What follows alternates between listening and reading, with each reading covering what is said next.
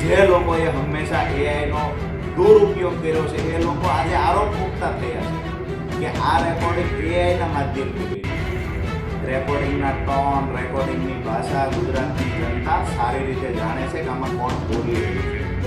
બીજી વાત એ પણ છે કે મારો 5 વર્ષ પાર્ટીએ ઉપયોગ કર્યો, હું હેરાન થયો પાર્ટી માટે થઈ, એનું મને દુઃખ હતું. ગઈકાલથી આ દુઃખ મને નથી. જે પોતાના પરિવારનો, મા બાપનો પણ રાજકીય રોટલા શેકવા ઉપયોગ કરી શકતા હોય એ લોકો ભાઈબંધના, દોસ્તારોના, મિત્રોના ઉપયોગ કરે એમાં નવાઈ ન હોય. દર્શક મિત્રો, મહામંથન મંતવ્ય ન્યૂઝમાં આપનું સ્વાગત છે. વિસાવદરના ધારાસભ્ય ગોપાલ ઇટાલિયા દ્વારા ગઈકાલે જે નિવેદન આપવામાં આવ્યું, તેમણે ગંભીર આક્ષેપ કર્યા કે સુરત પોલીસ તેમના ઘરે પહોંચે છે, તેમની મમ્મી સાથે ઉદ્ધતાઈભર્યું વર્તન કરે છે ને આ ઘટના મામલે તેમણે ગૃહમંત્રી હર્ષ સંઘવી પર પ્રહાર કર્યા હતા. જે બાદ સાંજના સમયે એક કથિત ઓડિયો છે તે વાયરલ થયો હતો. આ ઓડિયોમાં વિસાવદરના ધારાસભ્ય ગોપાલ ઇટાલિયા એક વ્યક્તિ સાથે વાત કરતા જોવા મળે છે, તેવો દાવો છે ને તેમાં તેમણે આ પ્રી-પ્લાનના ભાગરૂપે કરાવડાવ્યો હોય, લોકોની સહાનુભૂતિ મળે તેવી વાત થઈ.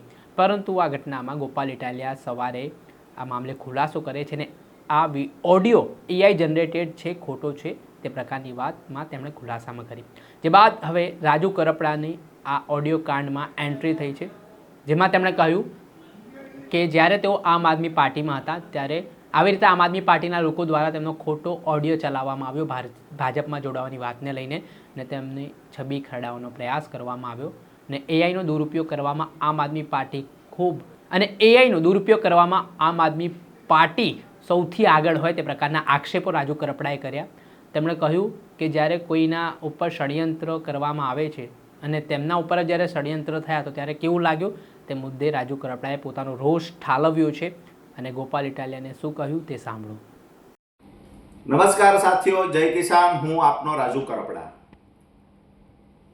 ગુજરાતમાં અને ખાસ કરી કાઠિયાવાડમાં એક કહેવત છે કે પાપ છાપરે ચડીને પણ પોકારે. ગઈકાલે વિસાવદરના માન્ય ધારાસભ્ય મીડિયા સામે આવ્યા, ફેસબુક લાઈવ કર્યું અને કહ્યું કે પોલીસે તો આમ કર્યું, તેમ કર્યું, મારી બાનું અપમાન કર્યું, મારા ઘરે પોલીસ ગઈ, હેરાન કર્યા, આ બધુંય કહ્યું. અડધો કલાક માટે લોકોની સહાનુભૂતિ પણ મળી. થોડી જ વારમાં પોલીસ દ્વારા ખુલાસા કરવામાં આવ્યા કે અમે તો વોરંટ ઇસ્યુ કરવા ગયા હતા, વોરંટ બજાવવા ગયા હતા. વેબસાઇટ પર વોરંટ અને ઘરના ફોટા સાથેની માહિતી પણ જાહેર કરવામાં આવી. બીજી બાજુ થોડી વાર થઈ ત્યાં પાપ ફરીવાર સાપરે ચડ્યું. જીતુભાઈ નામના વ્યક્તિનું રેકોર્ડિંગ વાયરલ થયું. માન્ય ધારાસભ્ય કહે છે પોલીસ ઘરે જાય તો ભલે જાય, કેવા થશે આપણે કે મારી બાને હેરાન કરે છે, આવું રેકોર્ડિંગ કહે છે. હું નથી કહેતો, કાલે મારી સામે પણ વળી ગુનો દાખલ કરશે. એઆઈના માસ્ટર માઇન્ડ બધા આમ આદમી પાર્ટીના નેતાઓ, જે લોકોએ હંમેશા એઆઈનો દુરુપયોગ કર્યો છે એ લોકો આજે આરોપ મુકતા થયા છે કે આ રેકોર્ડિંગ એઆઈના માધ્યમથી બન્યું છે. રેકોર્ડિંગના ટોન, રેકોર્ડિંગની ભાષા ગુજરાતની જનતા સારી રીતે જાણે છે કે આમાં કોણ બોલી રહ્યું છે. બીજી વાત એ પણ છે કે મારો 5 વર્ષ પાર્ટીએ ઉપયોગ કર્યો, હું હેરાન થયો પાર્ટી માટે થઈ, એનું મને દુઃખ હતું. ગઈકાલથી આ દુઃખ મને નથી. જે પોતાના પરિવારનો, મા બાપનો પણ રાજકીય રોટલા શેકવા ઉપયોગ કરી શકતા હોય એ લોકો ભાઈબંધના, દોસ્તારોના, મિત્રોના ઉપયોગ કરે એમાં નવાઈ ન હોય. બીજી વાત કે જે લોકોએ મત આપી વિજય બનાવ્યા, અમે બધાએ પણ ખૂબ મહેનત કરી અને વિસાવદરના ધારાસભ્ય તરીકે પ્રસ્થાપિત કર્યા, ત્યાર પછી અમારા માટેની જે ભાષા હતી એ પણ અમે સાંભળી છે.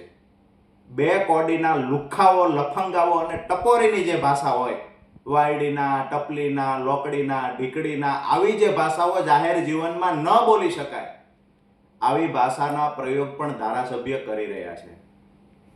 વિનંતી કરીએ છીએ કે અમે સંયમ રાખીએ છીએ, અમારા સંસ્કાર છે.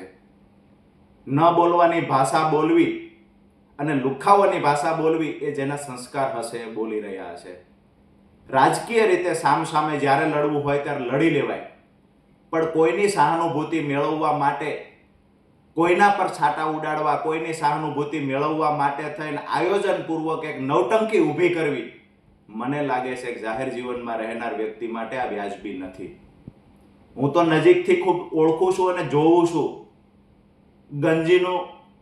ગંજી જોકીની પહેરવામાં આવે, અને શર્ટ રવિવારીનો પહેરવામાં આવે, આ આમ આદમી પાર્ટીના અમુક નેતાનું કામ છે. જેની પાસે 5 વર્ષ પહેલા કાંઈ નહોતું, એવા નેતાઓ, કટ્ટર ઈમાનદાર નેતાઓ આજે 50 લાખની ગાડી લઈને આવે છે, 25,000ના બૂટ પહેરે છે, 10,000 રૂપિયાના કપડાં પહેરે છે, અરે 5-5 લાખ રૂપિયાની ઘડિયાળ પણ પહેરે છે અને ગાડીમાંથી ઉતરે છે. કટ્ટર ઈમાનદાર લોકોને કહીએ છીએ કે આ આવક ક્યાંથી થઈ ને એ પણ ગુજરાતની જનતાને કહેજો ને. જ્યાં સભા હોય છે ત્યાં કરોડો રૂપિયાનો ખર્ચ કરી લાખો રૂપિયાના બેનર, પોસ્ટર, હોર્ડિંગ લગાવવામાં આવે છે. આ તો ગરીબ પાર્ટી છે, પૈસા ક્યાંથી આવે છે એ પણ ચોખવટ કરજો. વિનંતી કરીએ છીએ કે ભૂતકાળમાં હળદળ વખતે તો અમારા ખેડૂતોની સહાનુભૂતિનો દુરુપયોગ કર્યો છે. ખેડૂતોના ખંભે રાખી અને રાજકીય રોટલા શેકવાના પ્રયત્ન કર્યા છે. ખેડૂત સંગઠન બનાવી રહેલા રાજુ કરપડાને બદનામ કરવાની કોશિશ કરી, ખેડૂત સંગઠનને તોડવાના પ્રયત્ન કર્યા છે. આગામી દિવસોમાં મહેરબાની કરીને વિનંતી કરીએ, હાથ જોડીને કહીએ છીએ કે અમારા ખેડૂતોના સંગઠનને તોડવાના પ્રયત્ન ન કરશો. સહાનુભૂતિ મેળવવા માટે પરિવારના સભ્યના ઉપયોગ મહેરબાની કરીને ન કરવા જોઈએ, આવું મારું અંગત માનવું છે. મા બાપનો ઉપયોગ સહાનુભૂતિ મેળવવા, રાજકીય રોટલા શેકવા કરવું કેટલું વ્યાજબી છે?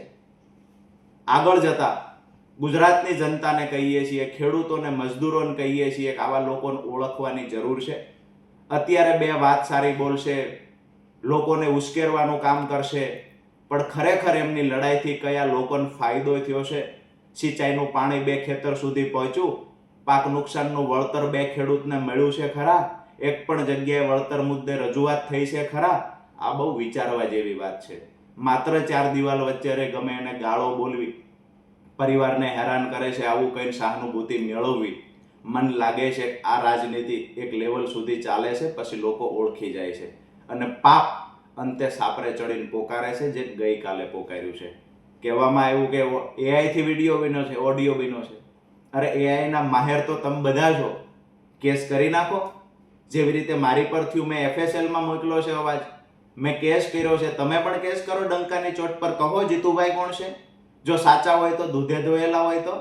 વાસ્તવિકતા એ છે કે એ પાર્ટીમાં આ જ કામ કરવામાં આવે છે, લોકોની સહાનુભૂતિ સાથે કેવી રીતે ખિલવાડ થાય. આગામી દિવસોમાં ગુજરાતના ખેડૂતોને કહીએ છીએ કે જ્યાં આપણી ભલાઈ હોય, જ્યાં આપણા 2-5 કામ સારી રીતે થઈ શકતા હોય, કોઈ પણ પાર્ટી હોય, પણ આવા લોકોની સાથે રહેજો. સહાનુભૂતિ મેળવવા માટે માત્ર ને માત્ર પરિવારનો પણ ઉપયોગ કરી લે, ખેડૂતો, ગરીબોનો ઉપયોગ કરી લે, આવા લોકોને ઓળખી જજો. આપણે સાંભળ્યા હતા ખેડૂત નેતા રાજુ કરપડા. તેમણે કહ્યું કે જેમના માટે ચૂંટણીના સમયે દિવસ રાત મહેનત કરી આમ આદમી પાર્ટીને આટલો સમય આપ્યો અને છતાં તેમને માત્ર ઉપયોગ જ આમ આદમી પાર્ટીએ કર્યો, તેને લઈને તેમણે નારાજગી વ્યક્ત કરી. સાથે જ તેમણે કહ્યું કે જે લોકો કહેતા હતા કે 5 વર્ષ પહેલાં મારી પાસે કાંઈ નહોતું, તે આજે મોંઘા બૂટ, મોંઘા કપડાં પહેરીને માર્કેટમાં ફરી રહ્યા છે. એટલે તેમણે નામ લીધા વિના ગોપાલ ઇટાલિયા સામે સીધા પ્રહારો કર્યા. તેના જ કારણે હવે રાજકારણ ગરમાવાની શરૂઆત થઈ છે. ત્યારે જે આ ગોપાલ ઇટાલિયાનો AI ઓડિયો કાંડનો મામલો ચાલી રહ્યો છે, તેમાં આક્ષેપ પ્રતિ આક્ષેપનો દોર જોવા મળી રહ્યો છે, જે કોઈ હજી ખરી સત્યતા બહાર નથી આવી રહી. આગામી સમયમાં આ કેસમાં શું નવા વળાંકો આવે છે, શું ઘટસ્ફોટો થાય છે, એ પડે પડના અપડેટો આપના સુધી પહોંચાડતા રહીશું. એટલે મહામંથન મંતવ્ય ન્યૂઝ જોતા